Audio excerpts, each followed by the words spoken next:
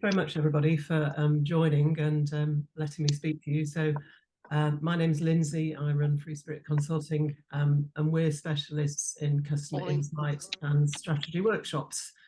I've been in the business nearly 30 years. That gives away my age, but I've been doing this a long time. But I wanted to share with you why it's important to do research, what are the types of things you can do, and how it can benefit you. And I'm aware we might have mixed levels of knowledge in the virtual room, as it were, and sort of persuasion about the value of research. So forgive me if it's a little basic at points or it's too complex, just stop and ask questions or say, Lindsay, we know this. So let's have a think about, firstly, what is research? And I went to Wikipedia, actually, because this is a really good definition. It is now called customer insight by the industry. They decided to rebrand themselves to make themselves a bit more sexy, but essentially research or customer insight is exactly the same thing. So if you hear both, they mean one and the same thing. But it's really important to do, and I want to draw your attention to the bolded bit at the bottom, which says it's an important part of any business strategy and a major factor in maintaining competitiveness. And actually any industry does it. So we've worked with big multinationals, even though we're really small, through to small startups, charities. Everybody engages in research because they really want to find out about how to engage their customers. And in fact, the research market in the UK last year was worth about 5.2 billion. So there's a lot of people doing it. So why do it? It's really about making your ideas market ready and optimizing them for your target audience. So I'm sure you've all got great ideas. That's why you're here in this network. But a great idea is not great unless you can take it to market successfully. So it's really about how do you engage with your customers. And it's at its most basic, you really need to think about, well, how do I talk about this idea? How do I talk about the benefits in a way that engages customers? You might think but are customers of the same persuasion as yourselves? So it's actually really important to go out and talk to them. And then obviously, as you start rolling out, you need to think about, well, how do I brand this product or service? You need to give it a name. You need to position it. So you need to think about, where does it sit in the market? Am I going to be modern, funky, upbeat? Am I going to have integrity, be a bit more old-fashioned? So there's various different things that you need to be thinking about. And then if it's a product, then obviously you need packaging, your retail strategy.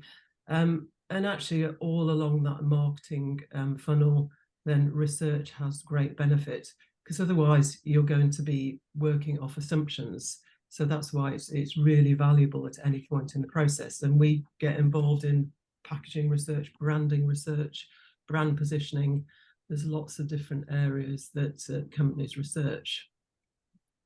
So why do it? And a lot of companies will say, well, I've got lots of data. It's called big data in our industry. There's your Facebook analytics, there's your website posts, how many people are looking at your website. We're swamped with data nowadays. So you can Google something, I've just Googled last night, I looked at the size of the semiconductor market in the UK. There's a website called statista.com, and it gave me the figure. But importantly, none of this data, some of this data may not be specific to your brand or your idea. But importantly, it's not going to give you the why. And that's the critical thing that is missing if you don't do research. You don't understand the why. So if people are coming to your website, if they're coming to the Facebook, why? And what do they think of you? If they come to your site, what are they thinking of your site? What do they think of your product? What do they think of your service? So it's all basic stuff, but I just wanted to reiterate how important it is. It also avoids missed opportunities. And believe you me, we've worked with we've worked with big organizations. We've worked with organizations that are quite mature, as well as those immature ones. And people still make mistakes and make assumptions. There was, in the 1950s, there were a couple of psychologists who developed a communications model around knowledge. and they said it's called Johari's Window, if you may or may not have heard of it. But they said, you know what you know what you don't know, but you don't know what you don't know. And that's really one of the premises for doing research, to find out what you don't know. And we work with a company who were quite fairly mature. They'd been going a few years, and they were in a very price competitive market.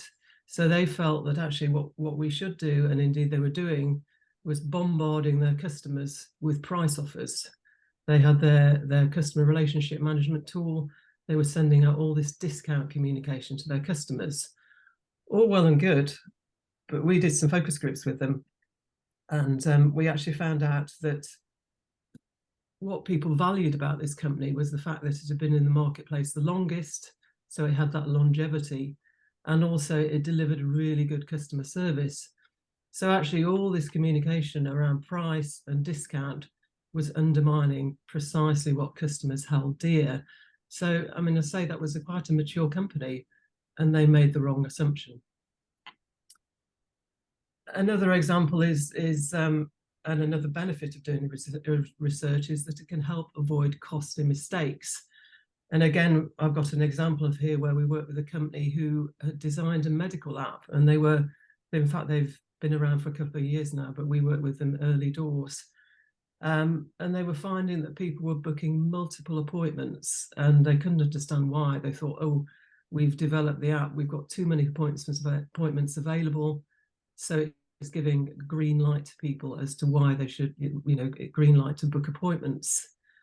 Then they decided to do some research. We thought we better find out if this is the case. They got a team of UX, user experience developers on hand. They were going to restructure the app.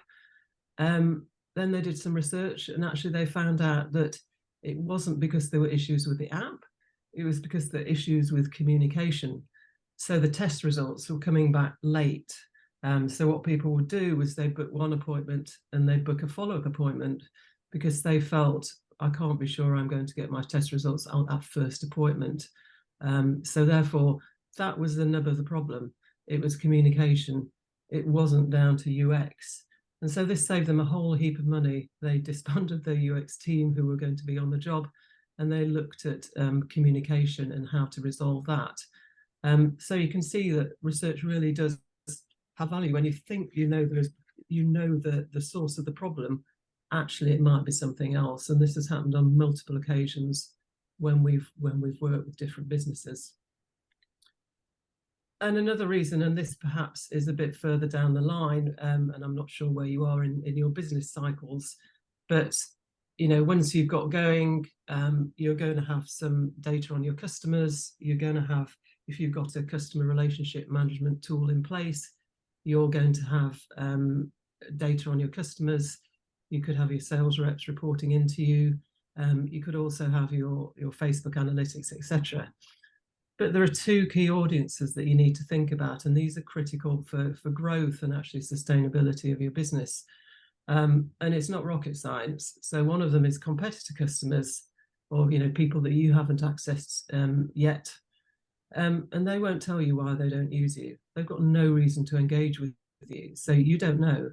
You don't know what people out there that haven't used you are thinking about you. And actually, these people are really critical to growth. I mean, why don't they use you? Is there something that would make them actually come and use you?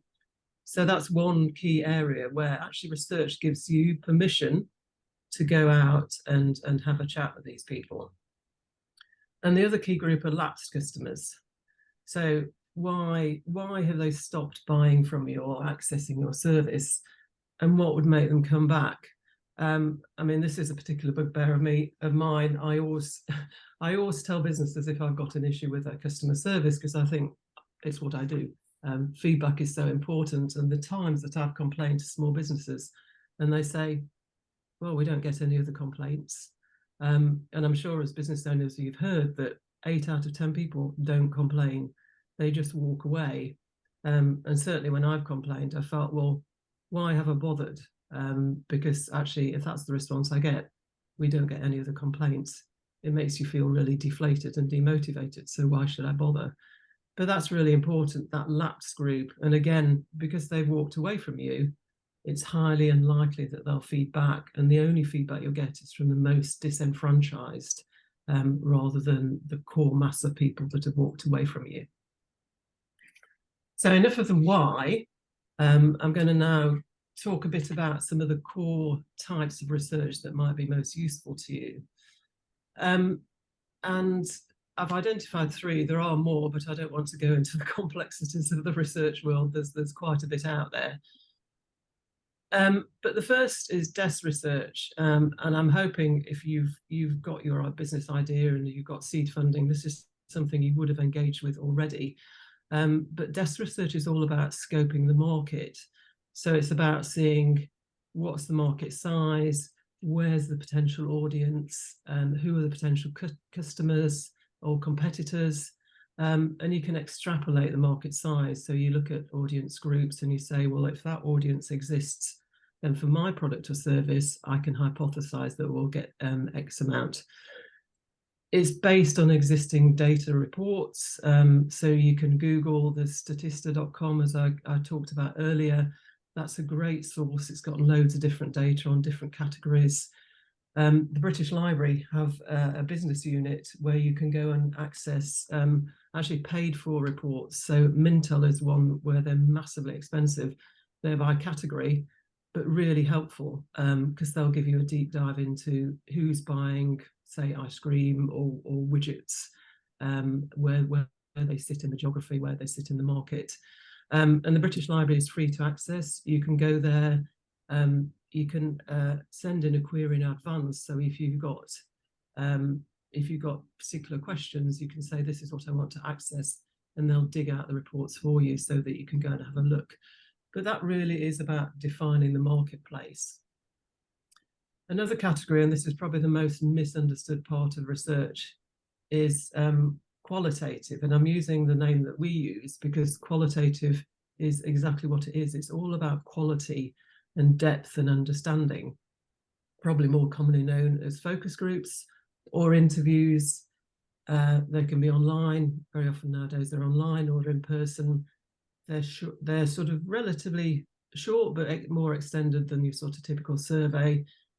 You go out at front and say, right, I want to speak to these types of people. You recruit them, but it's small quantity. But even though it's small, you get massive value. So you really understand why your customers would want to engage with your product or service.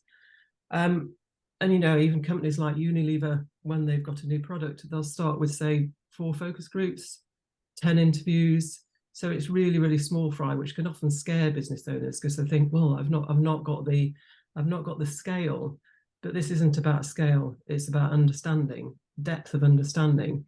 And I'll give you an example. We did some focus groups for a motorbike insurers, and they'd identified some segments in their data. They had 5 customer segments, and they wanted to understand a bit more about them. So we did just 1 focus group per customer segment. So that was 8 people. Actually, the return of what they got out of that research was phenomenal, and their retention went up by 33%. And that was just because they had a better understanding of how to talk to these different segments. They all had different motorbikes. They all like different aspects of biking. So they managed to increase they managed to increase and enhance the value of the relationship they had with their customers. And the final one, which is probably the one that everybody knows, are your good old surveys. And this in the business is called quantitative. And again, I share the name because it's all about quantity. So these are really short and sweet. They're 15 minutes. It's online, and they're quite a blunt tool. There's lots of companies out there that are called panel companies. So they have these huge banks of people who've signed up to do surveys. So if you say want to find people who drink red wine twice a week, they will go out to their panel and find people who drink red wine twice a week. But this is really about quantifying the opportunity. So you need to know already what matters to these people so that you can ask the right questions. If you don't, you can really go awry because you'll end up getting skewed data because you're not asking the right questions. So typically, you do with qualitative, and then you do quantitative. So where might it fit in your business cycle or the funding cycle? And I'm not sure where you all are in terms of whether you've got seed funding or not. But if you're pre-pitch, then obviously you've got an idea, you've identified an unmet market need, and you need to think about, okay, I need to confirm this, and I sort of really need to think about my USP. Why should you fund me to bring this idea to market? Also, there's value in doing research here in terms of fine-tuning how you talk about your idea, and also providing confidence to those angel investors. And here, as I say, I think anybody should have done some sort of desk research, but qualitative can have a role. So we've done just a couple of focus groups actually for one small company who were going to seed funding, and it just enabled them to talk with so much more confidence and depth about the value of their idea. And then if you post pitch, then obviously this is all about, defining your target market further, fine-tuning everything, giving your sales reps the right messages, or writing the copy on your website in the correct way, going to advertising, packaging, or whatever. And the typical cycle here is that any business will follow is qualitative. So doing that finding out first, and then go into the quantitative. So then go into the surveys.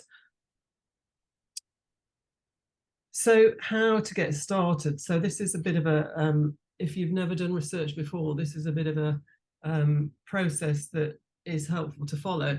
Now, you don't have to do this 100% accurately. If you're working with a researcher, they will help you define this. But really, it's helpful to start thinking about, okay, so what are my business objectives? What do I want to do here? And out of that, you can define your research objectives. So what do you need to know? You might need to know, well, what is it that appeals to my target audience, and why would they buy me? What's the most compelling benefit? So those are all sort of research objectives that you can give, or you can take to a research practitioner, and then say, this is what we want out of the research. Think about who you need to talk to. So it could be your existing customers, potential. It could be competitor users. As I say, they're really valuable because they will be your source of growth. And also you need to think about, well, what other attributes do I need to define? So it could be a frequency of use. So, back to my red wine example, if you're drinking red wine twice a week, you need to think about, yes, I want red wine drinkers. I want regular red wine drinkers. I don't want white wine drinkers. So you sort of start to define who you want to speak to. Define your budget. I mean, actually with research, there's no set budget. Very often people go, well, how much does it cost? And actually research can be really flexible in terms of flexing around your budget. That said, there are certain costs. So if you do a survey, and you're accessing a panel of respondents, you have to pay for that. You have to pay for the company to script the survey, to actually put it into the software. If you're doing some focus groups or interviews, then people don't just come for the love of it. You have to pay for them to do it. And you also have to pay for somebody to go out and find these people. So there are some fixed costs involved. And then obviously, if you're getting somebody to help you, then you'll pay for their time. But have a think about what outputs you need. And again, this is something where you can flex the process. So you can think about, you could perhaps have, you say, well, we haven't got a lot of money, just give me a 2-pager in Word, or give me a verbal debrief. But we would encourage you to have a full-flown report, or you can do consumer vox pops, sort of little selfies to camera or whatever, because that can be invaluable. And we've known businesses where we've done a piece of qualitative, so we've done a few focus groups, and that has sat in the sort of annals of the company and been a reference document for them for years. And then obviously set a date where you need it by, and I would encourage you to allow time. These things can sort of take 5 to 6 weeks on average, depending on the complexity. And get a research expert. And I'd really encourage you to get the most out of your research. Do get an expert. You can DIY it. There are, if you're doing a simple survey, there are lots of free available tools as SurveyMonkey, Qualtrics, I think, have got a full a free part to them. Google Forms. So you can put a simple survey together. But I go back to my point about, you need to know the right questions to ask, and also you need to have a think about, is this survey design or this research design the optimal for what I want to get out of it? And that's where some research experts can help you. And there are different sizes of research businesses. I'm sure people are familiar with Ipsos Mori, who do the polling. They're huge. They're going to cost a lot of money. But equally, there's some smaller businesses. We're 1.5 people, and we use associates. There are some people who are 4 or 5. So there's people that can help you for a better price. And I would also say that if you use small businesses as well, or small independents, they can act as advisors if you want to do some DIY, and they can just help you put together a questionnaire, and then you can administer it. But another example of using, and I'm going to bang the drum for using research experts because I do passionately believe it delivers value, is that it can maximize the return on what you get. And this is because researchers are skilled in interpreting data and what people say. And I'm showing here an example of, we did some work for a big magazine, and they were Much Loved magazine. And we did a few focus groups, I think 5 again, and there were some subscribers who said they just cancelled my subscription without asking me. And they were really miffed, really miffed. Now, you could sort of feed back as an action point, ask subscribers if they don't renew, if they want to subscribe, which is all well and good. That's fine, that solves the problem. But what we did, we thought about how people had talked in the groups about the magazine, what their sort of relationship was with it. And what we realized was they actually loved the magazine. They absolutely loved it. And they wanted a relationship with the magazine. They wanted to feel loved and valued. Now, feeding that back has a totally different impact within the business, because this helps you understand how to develop the relationship across the whole customer life cycle. It's not just about that point about resubscribing. It's about how you need to operate with customers across the whole business.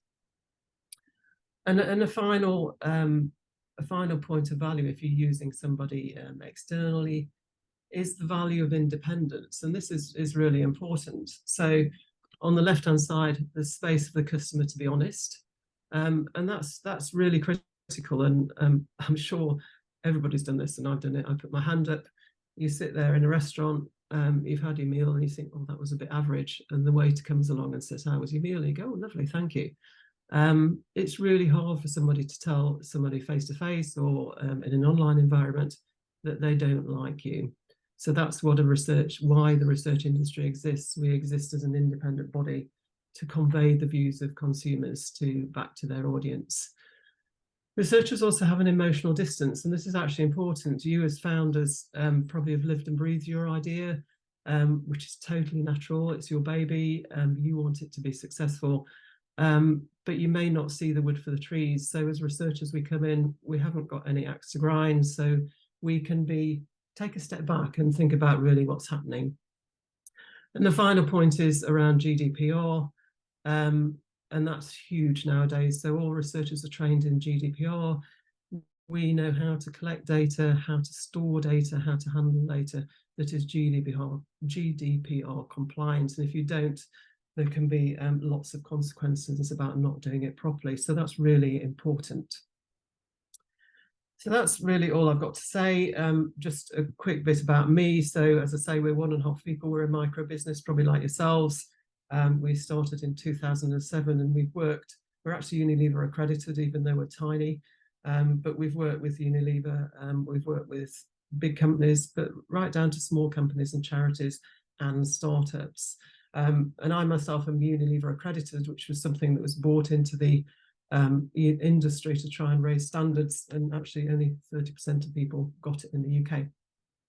And if we need to go bigger, then I've got a team of associates who all I've worked with for over 10 years. So the final question that I want to leave you with really is, if you're thinking about where next, do you decide to where you go next based on your experience, your judgment, or hunches, but worst case scenario? or do you inform your decision making with up-to-date insight and understanding? And for me, it's a no-brainer. As a researcher, I really think you can get most value and you can derive most value for your business by going out and researching. Thank you. Lindsay, that was fabulous. Thank you very much. I've got a question, but I'm going to put it out to the floor first, if I may. Has anyone got a question? Take the screen down. For Lindsay. Gideon. Hi, Lindsay. Thank you very much. I'm actually a fellow researcher, so it's nice to meet you remotely and connect. This might be a bit of a geeky one for us researchers, so everyone else can just make a cup of tea. But I'm interested to know what you think about AI and how it's going to impact our industry and obviously our clients' businesses. Well, actually, more about how it's going to impact research, really. Yeah, no, it is quite scary in a way, but equally not scary. I think it has value, massive value for quantitative research. And again, apologies for the geekiness for the rest of the audience, but with quantitative, you'll have a lot of questions where there's just a list and you tick the response that's most applicable. But there's also what they call open-ended questions, where it's a text field and you type in your response. I think there's value there in terms of saving time analysing that. For qualitative, so the focus groups, I think it doesn't have value there, although my concern is that clients think it will, because so much of interpretation is based on what people say, what they don't say, what their body language is, silences in the room or in the virtual room. So there's a lot of contextual content that AI doesn't capture. AI is all about content. So I actually don't think it will threaten qualitative from a theoretical point of view, but my concern is that clients think, well, I can just bung the transcripts into AI and get the findings out of it. And the problem is with qualitative is it's very subjective. You know, you always get a report at the end of it.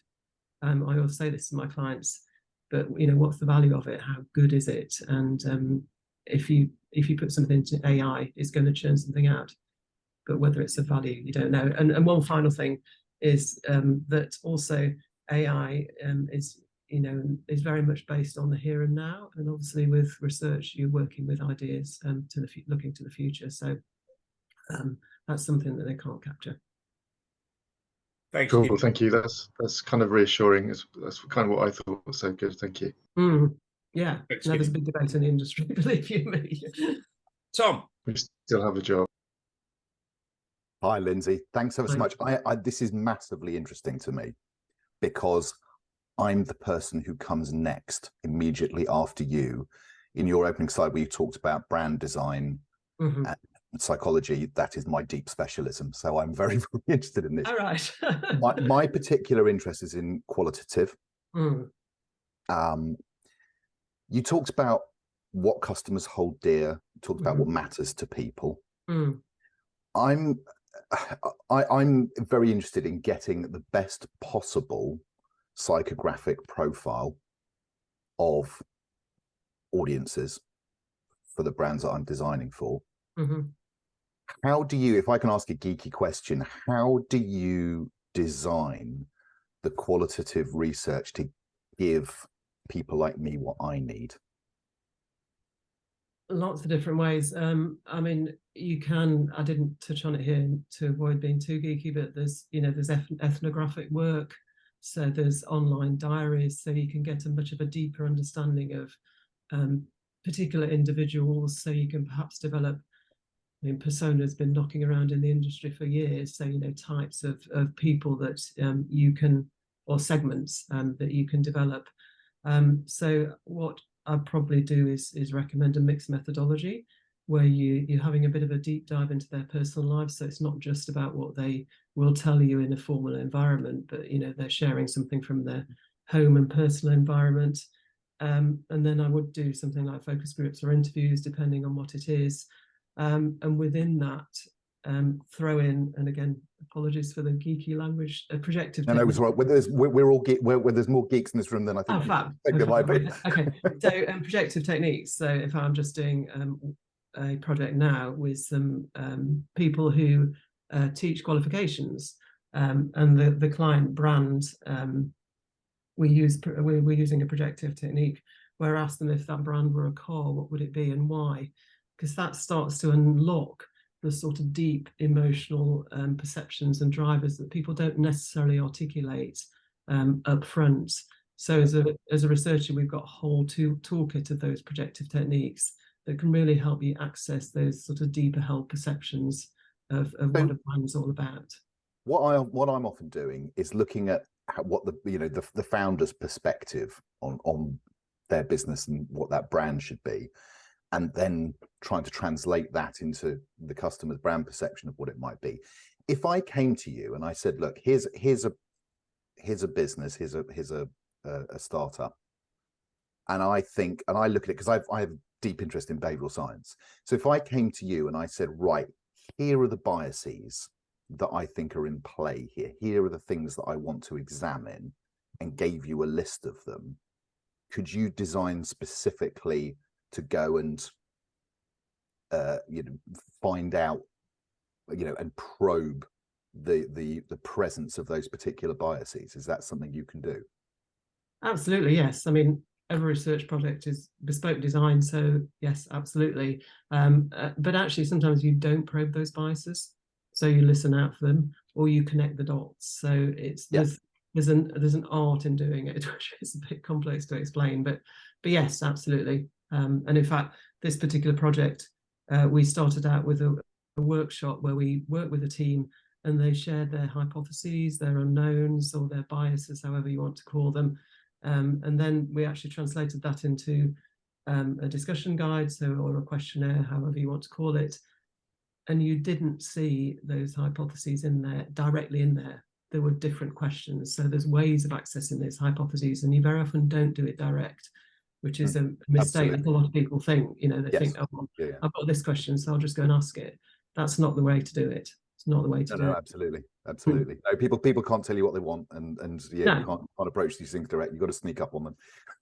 No, I mean, I've just done another project. Actually, this was another magazine-related one. We've had a raft of publishing ones, and they were really interested in understanding what would make people subscribe. And so we had a list of stuff. And then I said, well, actually, you don't ask what makes people subscribe. You ask them what they think of the various elements, and then you say which would make you subscribe. That's the way around to do it. So that's just a little example of, or it's not always the direct way of asking people to find out what you want to find out. Excellent. This is, I'm sure, I will get in touch. I'm sure this is probably worth further exploration, I think. Very useful. Thank you so much. Thanks, Tom. Peter. Oh, hi, Lindsay. That's a very useful presentation. Thank you very much. The question I have is about LinkedIn. What value do you place on that, and what value do you think other people using it place on the information they get from it? Actually, the way we don't specifically use LinkedIn for research, because again, people are just telling you or sharing with you what they want to share.